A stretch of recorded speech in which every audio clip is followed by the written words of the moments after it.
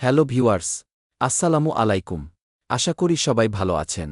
Viewers, আজকে আমরা আলোচনা করব একটি হরমোনাল ঔষধ নিয়ে যা নারীদের হরমোনজনিত সমস্যায় ব্যবহৃত হয়। ভিউয়ার্স, নিওজেস্ট একটি হরমোনাল ওষুধ যার প্রধান উপাদান হল প্রজেস্টেরন। এটি মূলত নারীদের বিভিন্ন হরমোনজনিত সমস্যায় ব্যবহৃত হয়। নিওজেস্ট কী কাজে ব্যবহার হয়?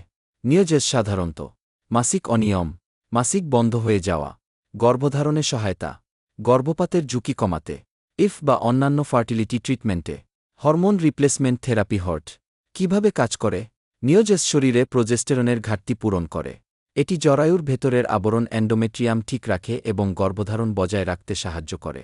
ডোজ ও ব্যবহার পদ্ধতি। ডোজ রোগীর অবস্থা অনুযায়ী ভিন্ন হয়, তবে সাধারণত দিনে 1 থেকে 2 বার খাওয়া হয়। ডাক্তার যে সময় ও পরিমাণ বলেছেন সেটাই অনুসরণ করতে হবে। নিজে নিজে ডোজ পরিবর্তন করা ঠিক নয়। সম্ভাব্য পার্শ্বপ্রতিক্রিয়া।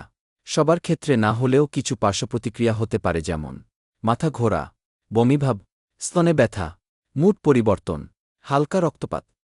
কারা সতর্ক থাকবেন? লিভারের সমস্যা থাকলে, স্তন ক্যান্সারের ইতিহাস থাকলে, রক্ত জমাট বাঁধার সমস্যা থাকলে, অজানা কারণে যোনি থেকে রক্তপাত হলে সতর্ক থাকবেন।